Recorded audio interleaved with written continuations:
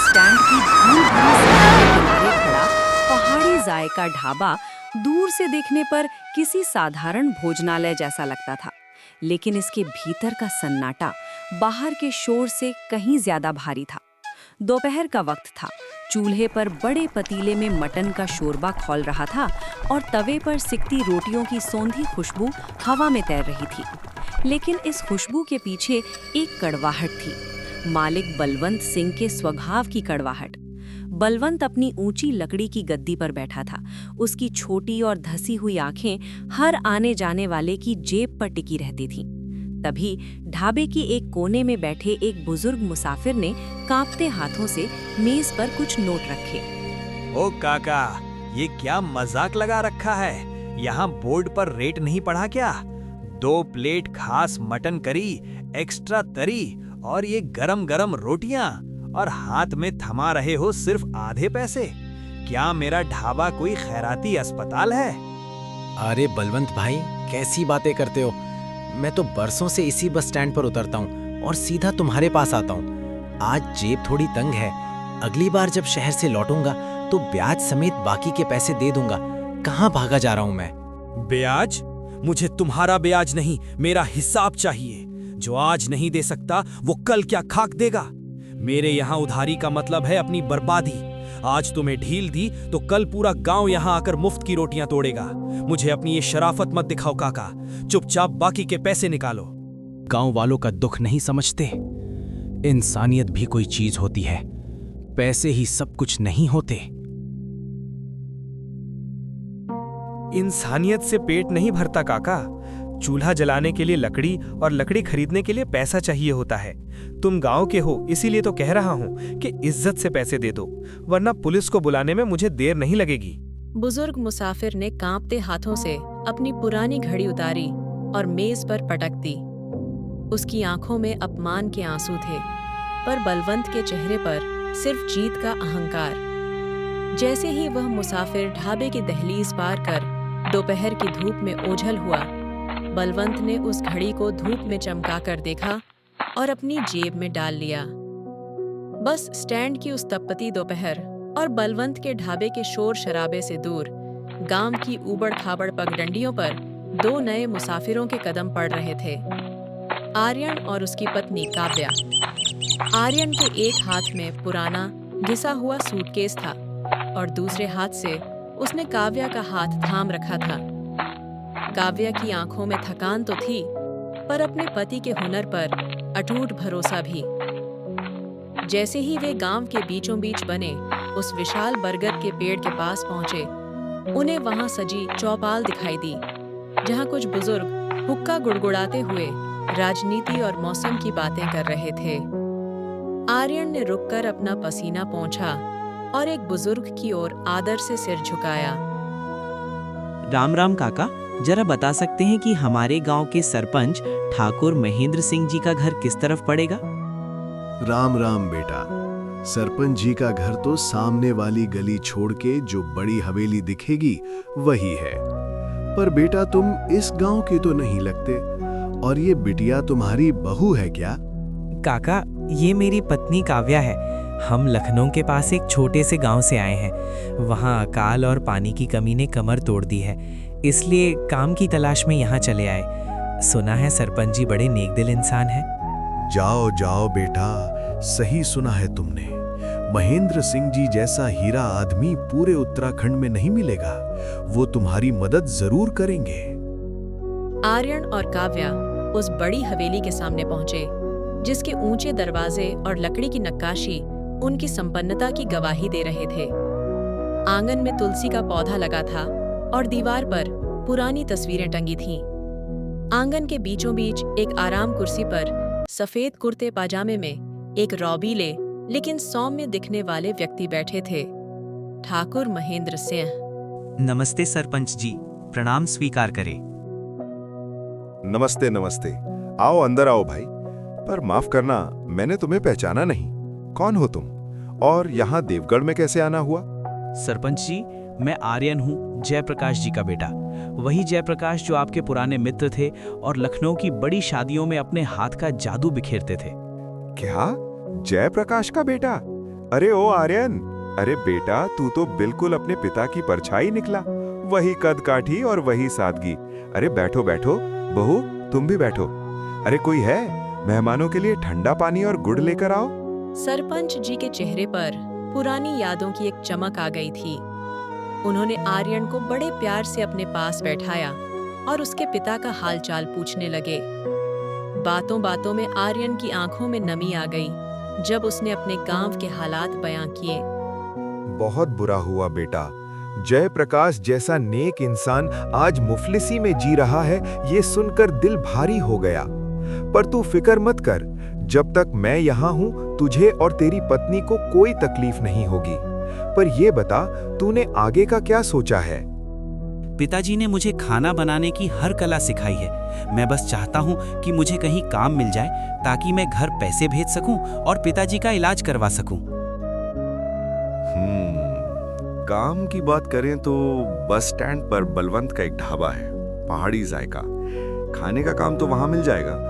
पर एक बात याद रखना आर्यन, बलवंत जितना बड़ा पैसे वाला है उतना ही छोटा उसका दिल है। वो लालची है और बदमिजाज भी। पर फिलहाल अपना हाथ जमाने के लिए वही जगह ठीक है।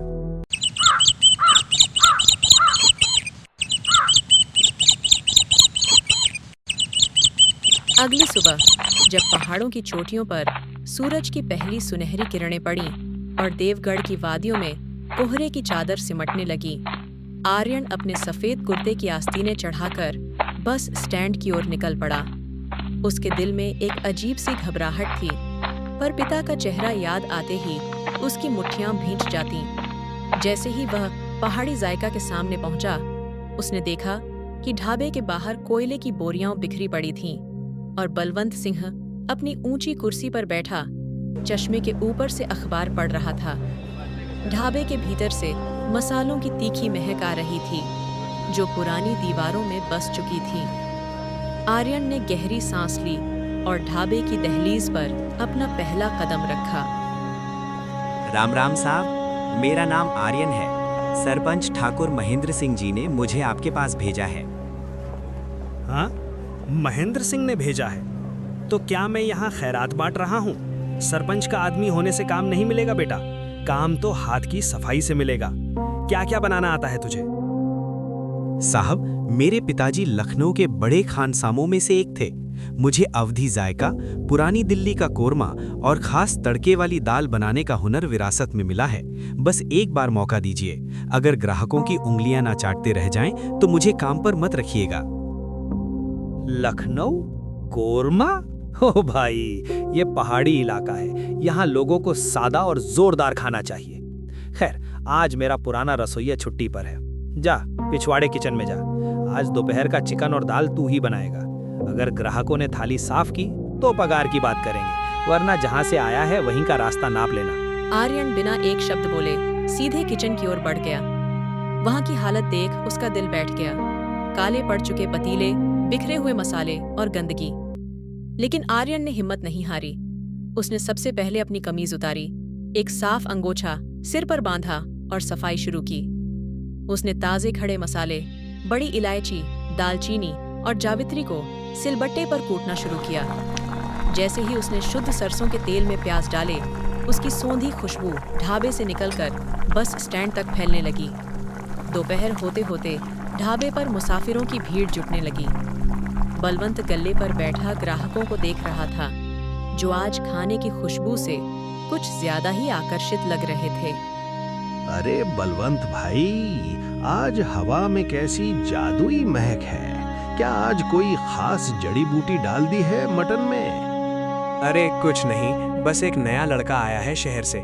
देखो खाकर, अगर पसंद आए तो बताना। आर्यन ने लकड़ी की आग पर धीमी आंच में चिकन को पकाया था।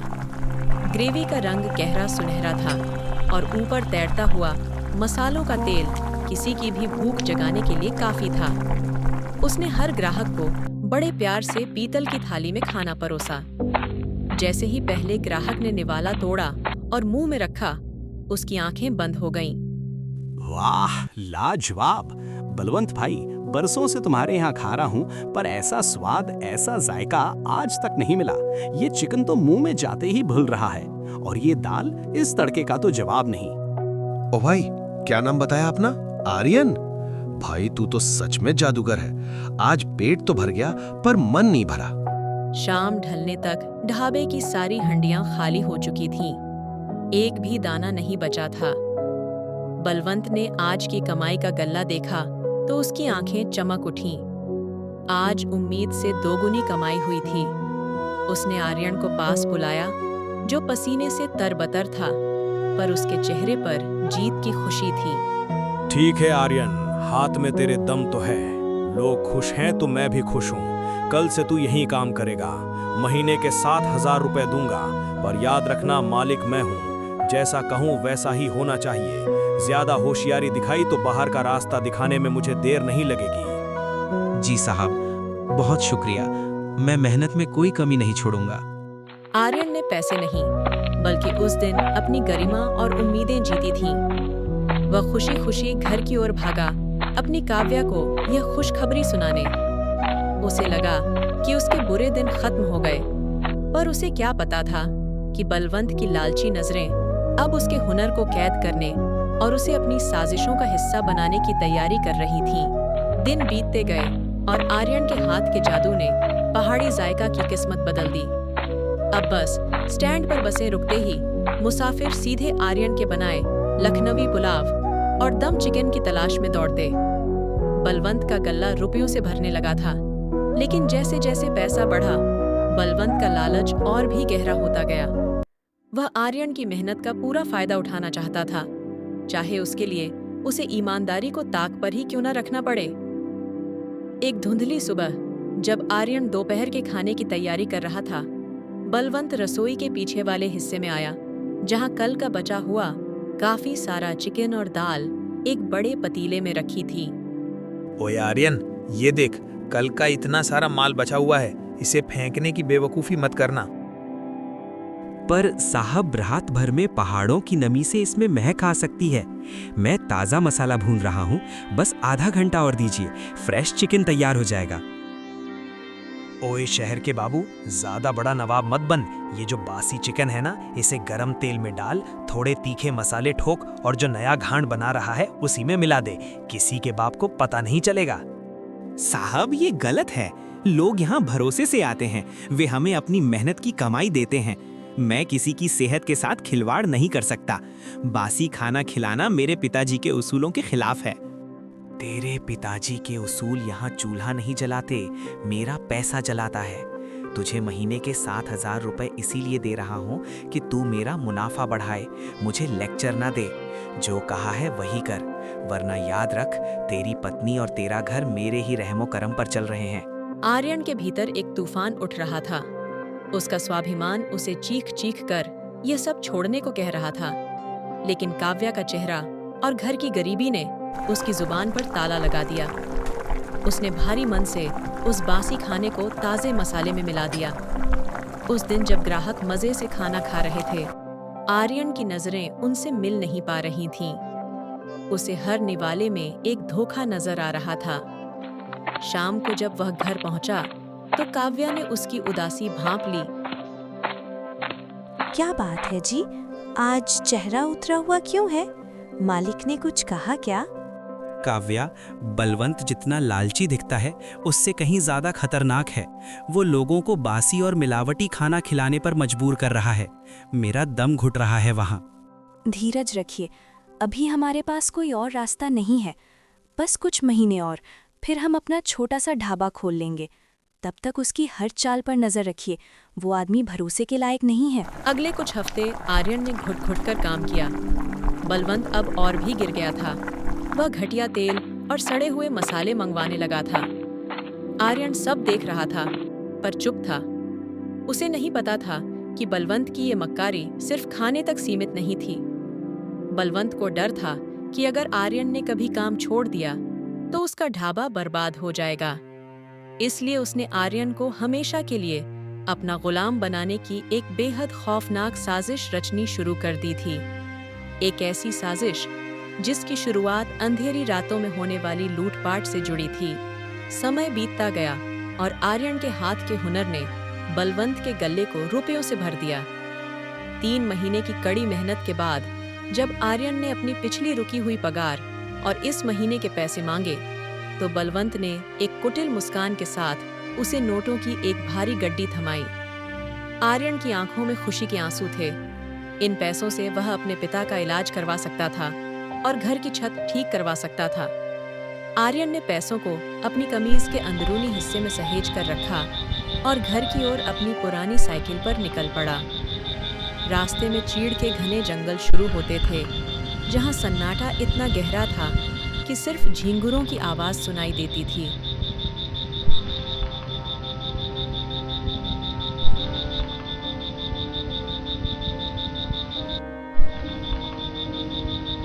तभी अचानक, ओए शहर के बाबू, साइकिल यहीं खड़ी कर और जो कुछ भी सीने से चिपका कर रखा है चुपचाप बाहर निकाल।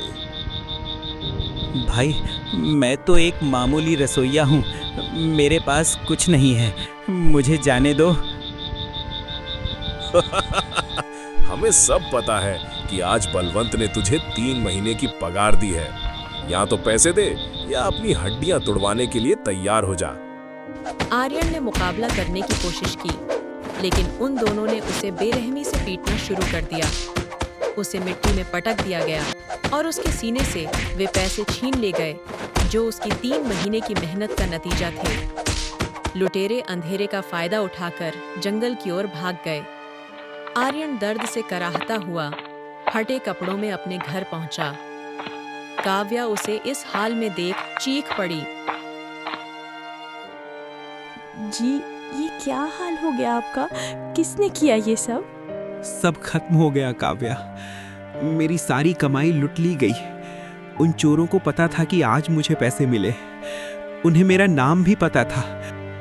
रुकिए, उन्हें कैसे पता चला कि आज ही आपको पैसे मिले हैं? और उन्हें आपका नाम कैसे पता? ये कोई बाहरी चोर नहीं है आर्यन जी, ये सब उस बलवंत की चाल है।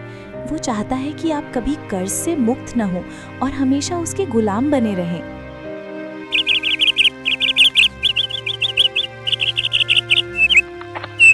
अगली सुबह आर्यन हिम्मत हारकर सरपंच महेंद्र सिंह के पास पहुंचा। सरपंच ने उसकी हालत देखी तो उनका खून खौल उठा। बेटा, अगर ये बलवंत की चाल है तो उसे उसके ही जाल में फंसाएंगे। अगली बार जब वो तुम्हें पैसे दे तो सचेत रहना, हम उसे रंगे हाथों पकड़ेंगे। आर्यन ढाबे पर वापस तो गया, पर अब उसकी आंखों में डर नहीं, बल्कि बदले की एक शांत आग थी। उसे नहीं पता था कि अगली लूट के दौरान काव्या की लाल स्याही वाली तरकीब बलवंत के साम्राज्य को मिट्टी में मिलाने वाली थी। पहली लूट के बाद आर्यन पूरी तरह टूट चुका था, लेकिन काव्या की आंखों में हार नहीं, बल्कि एक ठंडी चमक थी।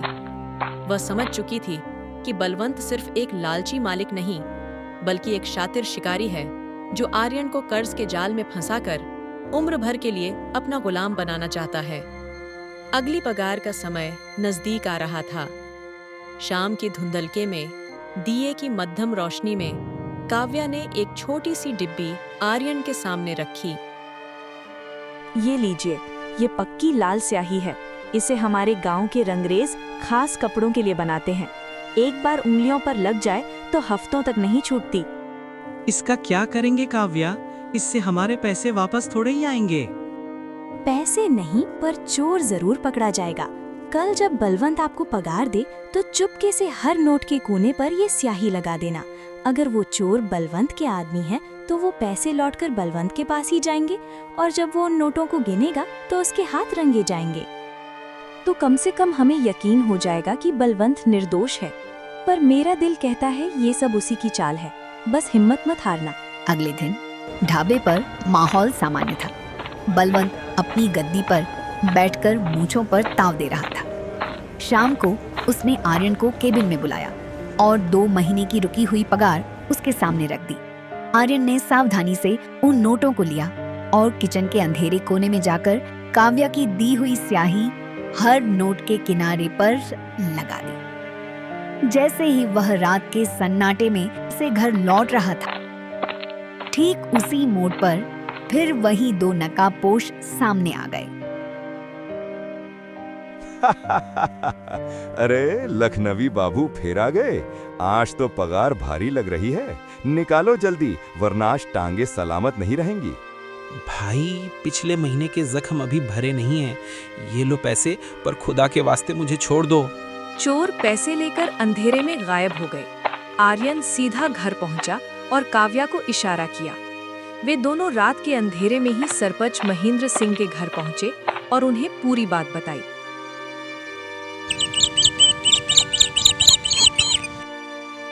अगली सुबह देवगढ़ की चौपाल पर महापंचायत बुलाई गई। पूरा गांव इकट्ठा था।